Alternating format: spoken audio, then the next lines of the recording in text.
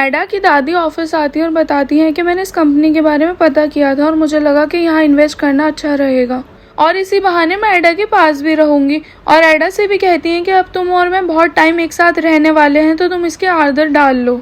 दादी की बात सुनकर एडा उन पर गुस्सा करने लगती है और कहती है कि मेरा आपसे कोई मतलब वास्ता नहीं है। और एडा को गुस्सा करता हुआ देख सरकान उसे वहाँ से ले जाता है और कहता है कि शांत हो जाओ। एडा सरकान से कहती है कि मैं कैसे शांत हो जाऊं, तुम्हें पता भी हो कितनी डेंजरस वुमेन है। सरकान पूछता है इतने टाइम एफए के साथ काम करने के बाद भी क्या तुम्हें कभी पता नहीं चला कि तुम्हारी दादी एफए की पार्टनर है। मिसेस सेमिया सरकान के कैबिन में जाकर उसकी चेयर पे बैठ जाती हैं और ये देखकर लैला उनसे कहती है कि आपको सरकान सर से पूछ लेना चाहिए क्योंकि उन्हें ये सब अच्छा नहीं लगेगा। मिसेस सेमिया कहती हैं कि मैं और सरकान पार्टनर्स हैं और मुझे नहीं लगता कि सरकान को इतनी छोटी छोटी बातों पर कोई इशू होगा। और वैसे भी मैं ज़्यादा दिन इस ऑफिस में नहीं रुकने वाली, बस जब तक मेरा ऑफिस रेडी नहीं होता तब तक ही मैं यहाँ रहूंगी। एडा सरकान से पूछती है तुम कहना क्या चाहते हो कि मैंने जानबूझकर तुमसे ये सब छुपाया है। सरकान कहता है कि मेरा ऐसा कोई मतलब नहीं है। एडा गुस्सा होकर सरकान से कहती है तुम मेरे ऊपर भरोसा नहीं करते ना, और तुम्हें यही लगता है कि मैं तुम्हारे पीठ के पीछे इस ऑफिस पर कब्जा करना चाहती हूँ। एडा की बातें सुनने के बाद सरकान भी उससे कहता है कि तुम जानती हो मैंने आज तक सबसे ज्यादा तुम पर ही भरोसा किया और तुम्हारे अलावा कभी किसी ऊपर भरोसा नहीं किया। मेलो जेरन से बात करती है और कहती है कि जैसा आंटी ने बताया था ये लेडी बिल्कुल वैसी ही है। और ये सुनकर जेरन कहती है मुझे लगता है कि अब हमारे ऊपर जरूर कोई ना कोई बड़ी प्रॉब्लम आने वाली है। मिसेस सेमिया लैपटॉप में जेरन और मेलो का बायोडेटा चेक करती है और वहीं दूसरी तरफ एडा सरकान से कहती है तुम्हें पता भी है मेरी दादी तुम्हारी पार्टनर है और ये कितनी बड़ी प्रॉब्लम है। सरकान उसे समझाते हुए कहता है कि तुम टेंशन मत लो, ज्यादा से ज्यादा क्या कर लेंगी, मेरी कंपनी को बर्बाद कर देंगी या मुझे बैंकरप्ट कर देंगी और इससे ज्यादा वो कुछ नहीं कर सकती, लेकिन वो ऐसा कुछ करेंगी नहीं, तो बस शांत हो जाओ। मिसेस सेमिया बालजा का भी बायोडेटा चेक कर रही होती है और उसी टाइम उनके मैनेजर का फोन आता है और वो बताता है मैंने आर्टिगन बोलेट का मैटर सॉल्व कर दिया है। मिसेस सेमिया पूछती हैं क्या कोई प्रॉब्लम तो नहीं होगी ना। उनका मैनेजर बताता है कि आप टेंशन मत लो, कुछ नहीं होगा क्योंकि वो इस कंडीशन में नहीं है। एडा सरकान से कहती है कि वो हमारे साथ भी वही करना चाहती हैं जो उन्होंने मेरे पेरेंट्स के साथ किया था और इसीलिए मैं उनसे जाकर बात करूंगी और उन्हें यहाँ से जाने के लिए बोलूंगी। और ये बोलकर एडा अपनी दादी के पास जाती है और उन पर गुस्सा करती है। उसकी दादी कहती है तुम्हें कुछ पता भी है, अगर पता होता ना तुम यहाँ इस कंपनी में जॉब नहीं करती। एडा उनसे कहती है कि मुझे आपकी एडवाइस नहीं चाहिए, इसलिए आप जहाँ से आई हो वहीं वापस चली जाओ, मुझे आपकी ज़रूरत नहीं है अपनी लाइफ में। उसकी दादी कहती है मैं यहाँ से कहीं नहीं जाऊंगी और जब तक हमारा रिलेशन ठीक नहीं हो जाता मैं तब तक तो बिल्कुल भी कहीं नहीं जाऊंगी। एडा कहती है कैसा रिश्ता, आपका मेरा कोई रिश्ता नहीं है। ये सुनकर एडा की दादी को गुस्सा आ जाता है और वो कहती है कि अब इस कंपनी और सरकार का फ्यूचर तुम्हारे हाथ में है। अगर तुम उस लड़के के साथ शादी कर लेती हो जिसको मैंने तुम्हारे लिए पसंद किया है तो मैं इस कंपनी के शेयर्स वापस करके यहाँ से चली जाऊंगी। और अगर तुमने ऐसा नहीं किया, सरकार को चूज किया, तो इस कंपनी और उसे मैं दोनों को बर्बाद कर दूंगी। और हाँ, ये बातें बस हमारे बीच ही रहनी चाहिए, इस बारे में किसी को कुछ पता नहीं चलना चाहिए, स्पेशली तुम्हारी आंटी को, वरना मैं सरकार के साथ बहुत बुरा करूंगी और इस बात को तुम अपने दिमाग में बिठा लो। एडा कहती है कि मैं आपको दोबारा वो सब नहीं करने दूंगी जो आपने मेरे डैड के साथ किया था और ये बोलकर वहाँ से चली जाती है। एडा की आंटी फीफी को बताती हैं कि शेफ अलेक्जेंडर मुझसे मिलना चाहते हैं लेकिन मुझे शर्म आ रही है उनसे मिलने में। फीफी उनसे कहती है कि मेरे पास एक आइडिया है, मिसेस आइडन ने आपको क्लब में बुलाया है ना, शेफ भी वहीं आएंगे तो बस आप उनसे वहीं मिल लेना। मिसेस सेमिया का मैनेजर ताहिर उनकी चेयर लेकर ऑफिस आता है और मिसेस सेमिया सबको बताती है कि ये ताहिर है मेरा राइट हैंड और सबसे कहती हैं कि मैं आपके बारे में सब जानती हूँ लेकिन मुझे सरकार के बारे में सारी इन्फॉर्मेशन चाहिए, उसको क्या पसंद है, उसके लिए क्या इम्पोर्टेंट है और उसके क्या गोल्स हैं लाइफ में। सेफी मिसेस आइडन को एक एनवलप देता है जिसमें डिवोर्स पेपर्स होते हैं, जिसे देखकर वो गुस्सा करने लगती है। एडा सरकार से मिलने उसके घर आती है और सरकार उसे देखकर उससे पूछता है क्या हुआ, तुमने अपने दादी से बात की।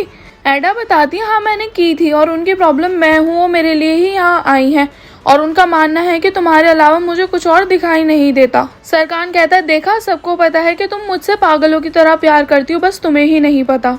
एडा उससे कहती है कि मुझे लगता है कि मुझे कंपनी छोड़ देनी चाहिए। सरकार कहता है इसका मतलब मैं सही था, तुम मुझे बहुत आसानी से छोड़ सकती हो।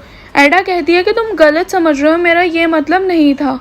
ये सुनकर सरकार वहाँ से चला जाता है और फिर एडा उसके पीछे जाकर कहती है ठीक है मैं कहीं नहीं जाऊंगी, तुम्हारे पास ही रहूंगी। सरकार कहता है पता नहीं क्यों मुझे तुम्हारी बातें फील नहीं हो रही, ऐसा लग ही नहीं रहा कि तुम ये सब दिल से बोल रही हो और सच कहूँ तो मैं तुमसे बहस नहीं करना चाहता क्योंकि तुम श्योर ही नहीं हो कि तुम मुझसे प्यार करती हो या नहीं। एडा कहती है तुम मेरी भी तो सिचुएशन समझने की कोशिश करो। मैं कंपनी के न्यू पार्टनर को एक्सपेक्ट कर रही थी, लेकिन उसकी जगह कौन निकला, वो औरत जिसने मेरी पूरी ज़िंदगी बर्बाद कर दी। और अब मुझे कुछ समझ नहीं आ रहा कि मुझे क्या करना चाहिए। सरकान कहता है तुम बिल्कुल ठीक हो अपनी जगह, लेकिन तुम मेरी भी तो सिचुएशन समझने की कोशिश करो। तुम्हारे आने से पहले मैं बिल्कुल एक मशीन की तरह था और तुमने आकर मुझ में जान डाल दी, और अब मैं तुम्हें दोबारा नहीं खोना चाहता, और जब तक तुम मेरे साथ हो मैं सब कुछ हैंडल कर लूँगा। ये सुनकर एडा कहती है ठीक है, हम दोनों मिलकर ही फेस करेंगे। सरकान कहता है हाँ, और न्यू ईयर एक साथ सेलिब्रेट करेंगे। और फिर एडा सरकान की शेव ट्रिम करती है बहुत प्यार से। बालजा सूजी से मिलने आती है और पूछती है मैं सरकान के साथ टाइम स्पेंड कैसे करूं। सूजी बताती है कि कल न्यू ईयर है और अगर तुम कल सरकान के साथ रही तो तुम पूरा साल उसके साथ ही रहोगी। वहीं दूसरी तरफ एंगिन भी सरकान को कॉल करता है और पूछता है तुमने अपने डैड से लास्ट टाइम कब बात की थी। सरकान कहता है जब वो ऑफिस आए थे तब, और तुम ये सब क्यों पूछ रहे हो। एंगिन बताता है आज मिसेस सेमिया ने तुम्हारे डैड के बारे में बात की थी और उन्होंने बोला कि वो यहाँ बहुत टाइम तक नहीं आएंगे, और ये सुनकर मुझे टेंशन हो रही है, और प्लीज़ तुम उन्हें एक बार कॉल करके उनकी आवाज़ सुन लो कि वो ठीक है या नहीं। ये सुनकर सरकान कहता है ठीक है।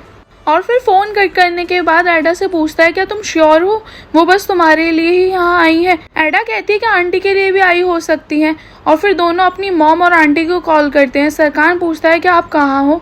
उसकी मॉम बताती हैं घर पर तुम्हारे डैड ने डाइवोर्स पेपर भेजे हैं।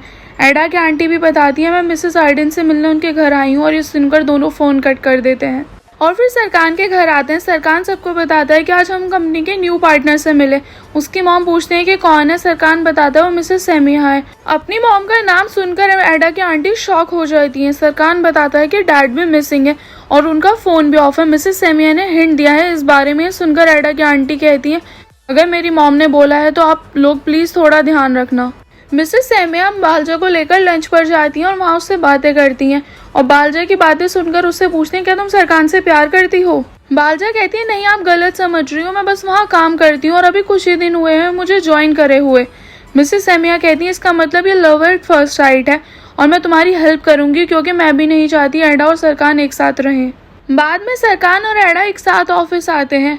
बालजा सरकान से पूछती है अगर आपका न्यू ईयर का कोई प्लान नहीं है तो हम एक छोटी सी पार्टी करते हैं। ये सुनकर सरकान एडा से पूछता है क्या कोई प्लान है कल का। एडा बालजा से कहती है सरकान को सबके साथ सेलिब्रेट करना पसंद नहीं है। बाद में सरकान अपने कैबिन में आता है और वहाँ मिसेस सेमिया की चेयर देखता है। एंगिन भी उसे वहाँ आकर बताता है कि ये चेयर मिसेस सेमिया की है। मिसेस सेमिया एडा के घर आती है और उसकी आंटी पूछती है कि आप यहाँ क्या करने आई हो। मिसेस सेमिया बताती हैं कि मैं अपनी पास्ट की गलतियाँ सुधारने आई हूँ। आंटी कहती हैं 20 साल बाद आपको नहीं लगता कि आप थोड़ा लेट हो गया है, और मैं आपकी बातों में नहीं आने वाली क्योंकि मैं आपको बहुत अच्छे से जानती हूँ। आप जिस भी इरादे से आई हो ना यहाँ पर उसे लेकर वापस चली जाओ। लेकिन वो घर के अंदर आ जाती हैं। सरकान एडा से कहता है कि अपनी दादी को कॉल करो और मीटिंग में आने के लिए बोलो। आंटी अपनी मॉम को चाय सर्व करती है और कहती हैं कि इसे पियो और यहाँ से चली जाओ एडा के आने से पहले। एडा भी अपनी दादी को कॉल करती है और कहती है कि सरकान आपको ऑफिस बुला रहा है मीटिंग में, और ये बोलकर फ़ोन कट कर देती है। लेकिन उसकी दादी ड्रामा करती हैं और उसकी आंटी के सामने, जिससे उन्हें ये लगे कि एडा उनसे इतनी नाराज़ नहीं है। और फिर फ़ोन कट करने के बाद कहती हैं कि देखा एडा इतनी भी मुझसे नाराज़ नहीं है जितना तुम सोच रही हो। उसके आंटी पूछते हैं लेकिन आप यहाँ आई क्यों हो। मिसेस सेमिया बताती है हमारे रिश्ते ठीक करने। आंटी कहती हैं कि मेरा पागल मत बनाओ और बताओ कि आर्टिकन बोलेट कहाँ है। मिसेस सेमिया कहती है तुम उनकी लॉयर हो क्या, और मुझे क्या पता कि वो कहाँ है, और मेरे हिसाब से वो और उसकी फैमिली नर्क में जाए। मैं यहाँ बस एडा को बचाने आई हूँ और इसीलिए मैंने शेयर्स भी खरीदे हैं उस कंपनी के, और जब मुझे यकीन हो जाएगा कि एडा का उन लोगों से कोई रिश्ता नहीं है बिजनेस के अलावा तो मैं यहाँ से चली जाऊँगी।